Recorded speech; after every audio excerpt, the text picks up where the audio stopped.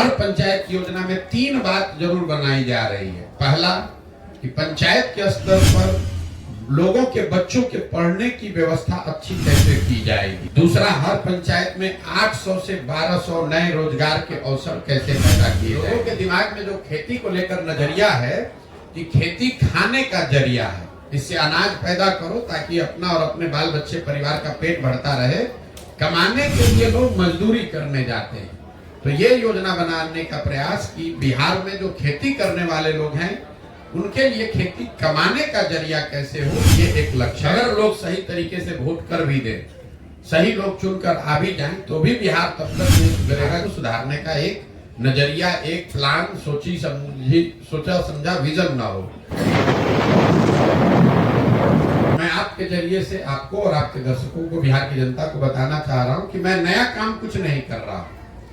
जो काम हम पहले कर रहे थे वही काम कर रहे हैं। पहले मैं नेताओं को, दलों को सुझाव देता था कि किस तरीके से अपने संगठन को, दल को व्यवस्थित कीजिए, कैसे आप किन मुद्दों को लेकर जनता के बीच में जाइए, कैसे प्रचार प्रसार कीजिए, कैसे चुनाव लड़िए, जीतिए।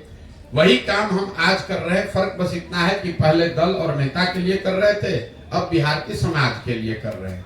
तो पदयात्रा का दूसरा उद्देश्य है कि लोगों को, समाज को बताया जाए, और जो लोग राजनीतिक तौर पर जागरूक हैं, नया दल, नया व्यवस्था बनाना चाहते हैं, उनको संगठित करके उनकी मदद की जाए ताकि बिहार में एक नया दल, नया विकल्प बन सके।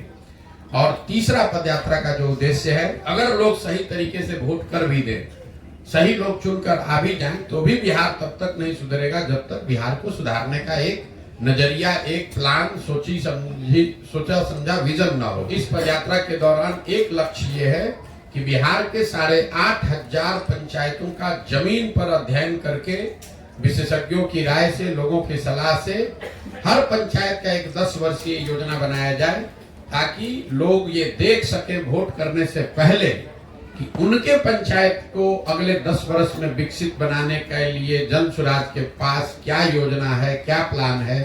उस योजना को बनाकर पहले जारी करेंगे, लोग उसको देख पाएंगे, पढ़ पाएंगे, उनको ठीक लगेगा तो जुड़िए, ना ठीक लगे तो कोई बात नहीं है।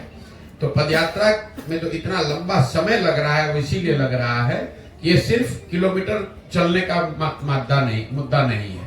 ऐसा नहीं है कि मुझको इसको साल भर में करना है कि 2 साल में करना है, 3000 किलोमीटर चलना है कि 8000 किलोमीटर चलना है, कोई चीज निश्चित नहीं है। एक चीज निश्चित है कि बिहार के हर गांव, हर शहर, हर प्रखंड पंचायत तक पहुंचना है।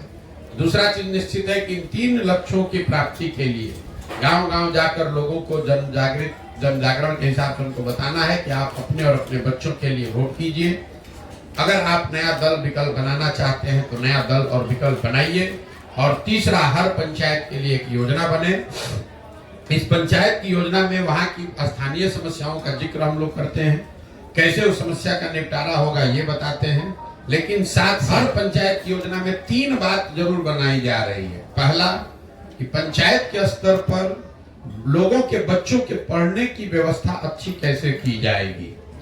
दूसरा, हर पंचायत में 800 से 1200 नए रोजगार के अवसर कैसे पैदा किए जाएंगे। ये आंकड़ा 800 से 1200 इसलिए है कि एक अध्ययन करके हम लोगों ने पाया कि अगर पंचायत के स्तर पर 800 से 1200 नए रोजगार के अवसर पैदा कर दिए जाएं तो करीब करीब पलायन को यहाँ से रोका जा सकता है।